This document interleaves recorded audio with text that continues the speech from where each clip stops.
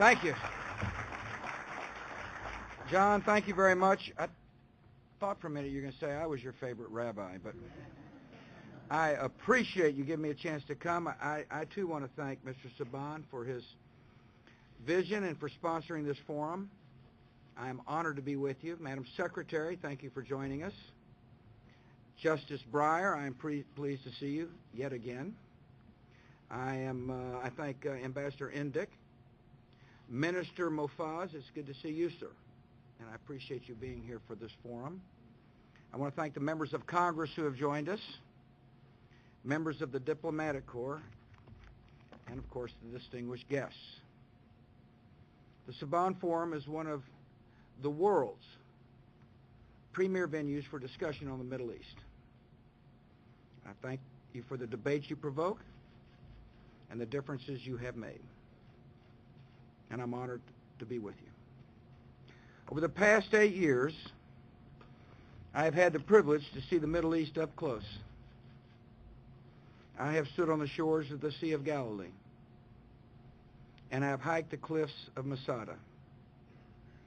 I've enjoyed dinner in the desert of Abu Dhabi and prayed at the Church of the Nativity in Bethlehem. I have looked in the eyes of courageous elected leaders from Iraq, Lebanon, Israel, and the Palestinian territories. I have been convinced that no region is more fundamental to the security of America or the peace in the world than the Middle East.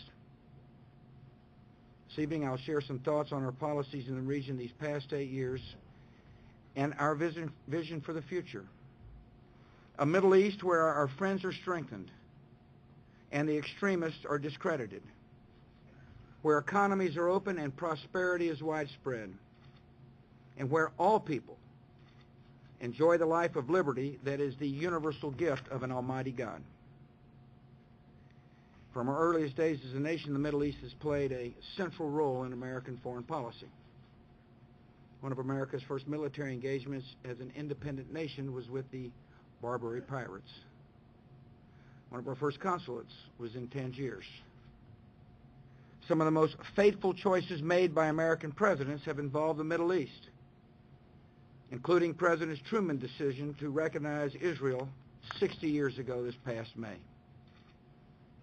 In the decades that followed that brave choice, American policy in the Middle East was shaped by the realities of the Cold War.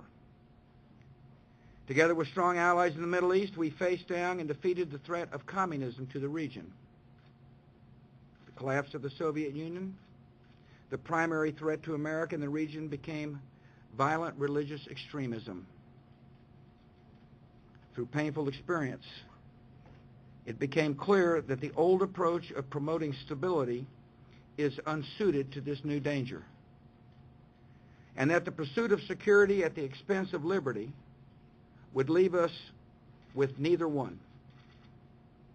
Across the Middle East, many who sought a voice in the future of their countries found the only places open to dissent were radical mosques. Many turned to terror as a source of empowerment. And as the new century dawned, the violent currents swirling beneath the Middle East began to surface. In the Holy Land, the dashed expectations resulting from the collapse of the Camp David peace talks had given way to the Second Intifada. Palestinian suicide bombers struck with horrific frequency and lethality. They murdered innocent Israelis at a pizza parlor or aboard buses or in the middle of a Passover Seder. Israeli Defense Forces responded with large-scale operations. And in 2001, more than 500 Israelis and Palestinians were killed.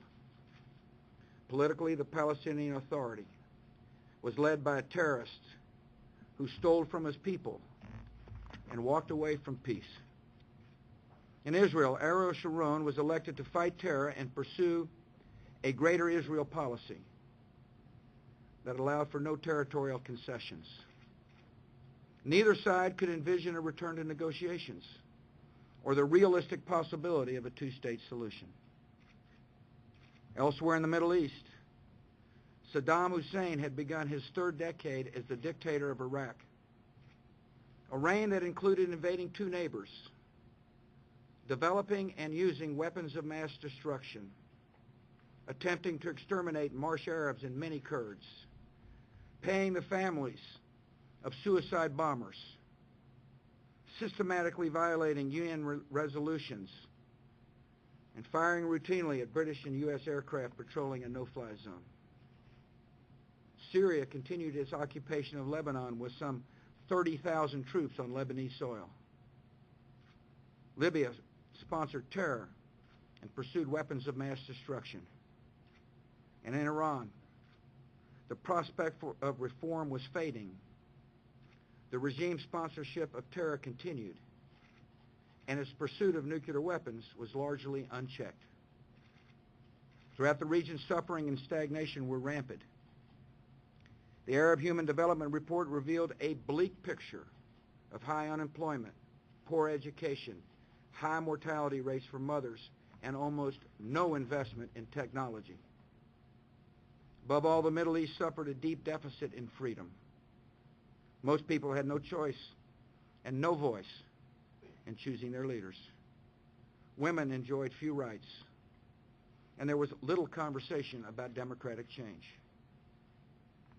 Against this backdrop, the terrorist movement was growing in strength and in ambition. 3 decades, violent radicals had landed painful blows against America. The Iranian hostage crisis, the attacks on our embassy and Marine barracks in Beirut, destruction of Pan Am Flight 103, truck bombing of the World Trade Center, the attack on Khobar Towers, the bombing of our embassies in Kenya and Tanzania, and the strike on the USS Cole.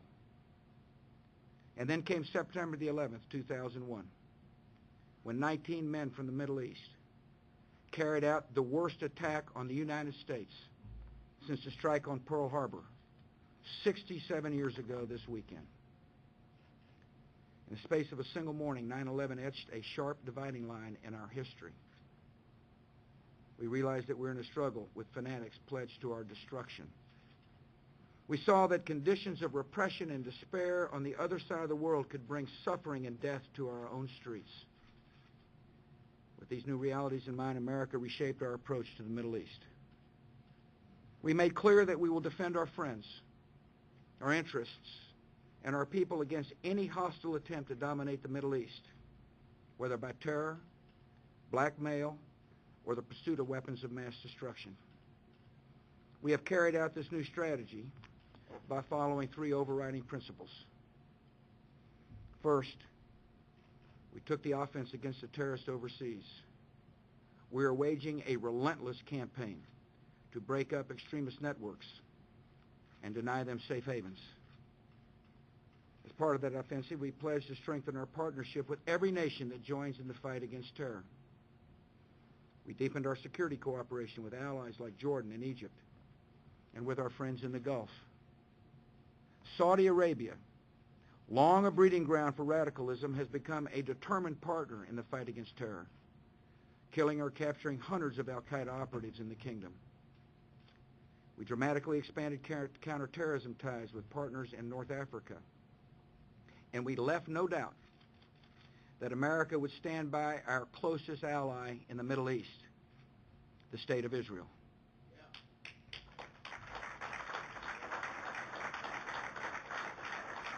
Second, we made clear that hostile regimes must end their support for terror and their pursuit of weapons of mass destruction, or face the concerted opposition of the world.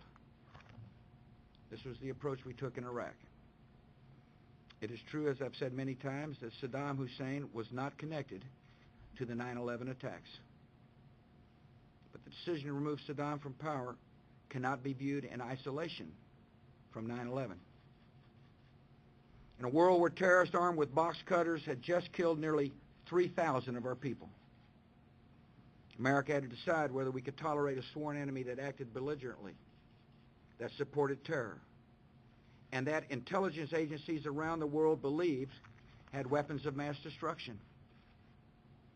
It was clear to me, it was clear to members of both political parties, and to many leaders around the world that after 9/11, that was a risk we could not afford to take.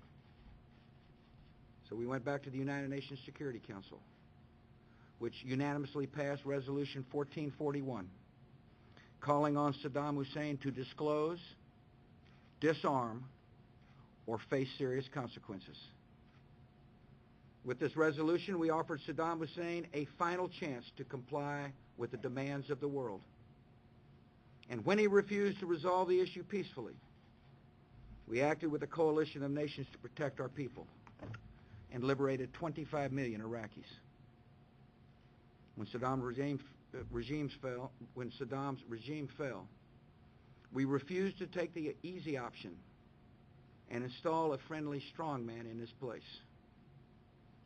Even though it required enormous sacrifice, we stood by the Iraqi people as they elected their own leaders and built a young democracy. When the violence reached its most dire point, pressure to withdraw reached its height. Yet failure in Iraq would have unleashed chaos, widened the violence, and allowed the terrorists to gain a new safe haven, a fundamental contradiction to our vision for the Middle East. So we adopted a new strategy and deployed more troops to secure the Iraqi people. When the surge met its objective, we began to bring our troops home under the policy of return on success. Yesterday, building on the gains made by the surge, the democratic government of Iraq approved 2 agreements with the United States that formalize our diplomatic, economic, and security ties and set a framework for the drawdown of American forces as the fight in Iraq nears its successful end. After 9/11, we confronted Libya over its weapons of mass destruction. The leader of Libya made a wise choice. In 2003, Colonel Gaddafi announced that he would abandon his weapons of mass destruction program. He concluded that the interests of his people would be best served by improving relations with America, and Libya turned over its nuclear centrifuges and other deadly equipment to the United States. The defeat of Saddam also appears to have changed the calculation of Iran. According to our intelligence community, the regime in Tehran had started a nuclear weapons program in the late 1980s, and they halted a key part of that program in 2003. America recognized that the most effective way to persuade Iran to remove its nuclear weapons and renounce its nuclear weapons ambitions was to have partners at our side. So we supported an international effort led by our allies in Europe. This diplomacy yielded an encouraging result when Iran agreed to suspend its uranium enrichment. Sadly, after the election of President Ahmadinejad, Iran reversed course and announced it would begin enriching again. Since then, we've imposed tough sanctions through United Nations resolutions. We and our partners have offered Iran diplomatic and economic incentives to suspend enrichment. We have promised to support a peaceful civilian nuclear program. While Iran has not accepted these offers, we have made our bottom line clear. For the safety of our people and the peace of the world, America will not allow Iran to develop a nuclear weapon. Third, America identified the lack of freedom in the Middle East as a principal cause of the threats coming from the region. We concluded that if the region continued on the path it was headed, if another generation grew up with no hope for the future and no outlet to express its views, the Middle East would continue to simmer in resentment and export violence. To stop this from happening, we resolved to help the region steer itself toward a better course of freedom and dignity and hope. We're engaged in a battle with the extremists that is broader than a military conflict and broader than a law enforcement operation. We are engaged in an ideological struggle. And to advance our security interests and moral interests, America is working to advance freedom and democracy as the great alternatives to repression and terror. As part of this effort, we're pressing nations across the region, including our friends, to trust their people with greater freedom of speech and worship and assembly. We're giving strong support to young democracies. We're standing with reformers and dissidents and human rights activists across the region. Through new efforts like the Middle East Peace Partnership Initiative and the broader Middle East and North Africa Initiative, we're supporting the rise of vibrant civil societies. We're also advancing a broader vision that includes economic prosperity, quality health care and education, and women's rights. We've negotiated new free trade agreements in the region, supported Saudi Arabia's accession to the World Trade Organization, and proposed a new Middle East free trade area. We have signed Millennium Challenge agreements with Jordan and Morocco, grant American assistance in return for anti-corruption measures, free market policies, and investments in health and education. We're training Middle Eastern school teachers, translating children's school books into Arabic, and helping young people get visas to study here in the United States. We're encouraging Middle Eastern women to get involved in politics and to start their own businesses and take charge of their health through wise practices like breast cancer screening. Efforts like these extend hope to the corners of despair. And in this work, we have had a lot of help, but no finer ambassador of goodwill than my wife, Laura Bush.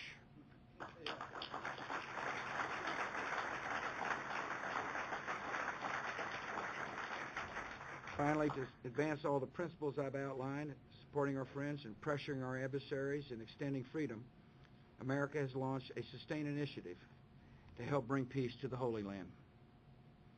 The heart of this effort is the vision of two democratic states, Israel and Palestine, living side by side in peace and security. I was the first American president to call for a Palestinian state, and support and build support for the two-state solution has been a top priority of my administration. To earn the trust of Israeli leaders, we made it clear that no Palestinian state would be born of terror. We backed Prime Minister Sharon's courageous withdrawal from Gaza, and we supported his decision to build a security fence, not as a political border, but to protect the people from terror. To help the Palestinian people achieve the state they deserve, we insisted on Palestinian leadership that rejects terror and recognizes Israel's right to exist. Now that this leadership has emerged, we're strongly supporting its efforts to build institutions of a vibrant democratic state. With good advice from leaders like former Prime Minister Tony Blair and Generals Jones, Dayton, Fraser, and Selva, the Palestinians are making progress toward capable security forces, a functioning legal system, government ministries that deliver services without corruption, and a market economy. In all our efforts to promote a two-state solution, we have included Arab leaders from across the region because we fully understand that their support will be essential for the creation of a state in lasting peace. Last fall in Annapolis, Israeli, Palestinian, and Arab leaders came together at an historic summit. President Abbas and Prime Minister Olmert agreed to launch direct negotiations on a peace agreement. Nations around the globe, including many in the Arab world, pledged to support them. The negotiations since Annapolis have been determined and substantial. Secretary Rice has encouraged both sides by hosting a series of trilateral meetings. And while the Israelis and Palestinians have not yet produced an agreement, they have made important progress. As they stated to the quartet, they have laid a new foundation of trust for the future. On this issue, and on our overall approach to the Middle East these past 8 years, America has been ambitious in vision, we have been bold in action, and we have been firm in purpose. Not every decision I've made has been popular, but popularity was never our aim. Our aim was to help a troubled region take the difficult first steps on the long journey to freedom and prosperity and hope. Some have called this idealistic, and no doubt it is. Yet it is the only practical way to help the people of the Middle East realize the dignity and justice they deserve. And it is the only practical way to protect the United States of America in the long term. As with any large undertaking, these efforts have not always gone according to plan. And in some areas, we've fallen short of our hopes. For example, the fight in Iraq has been longer and more costly than expected. The reluctance of entrenched regimes to open their political systems has been disappointing. There have been unfortunate setbacks at key points in the peace process, including the illness suffered by Prime Minister Sharon, the Hamas victory in the Palestinian elections, and the terrorist takeover of Gaza. Despite these frustrations and disappointments, the Middle East in 2008 is a freer, more hopeful, and more promising place than it was in 2001. The first time in nearly 3 decades, the people of Lebanon are free from Syria's military occupation. Libya's nuclear weapons equipment is locked away in Oak Ridge, Tennessee. Places like the UAE and Bahrain are emerging as centers of commerce.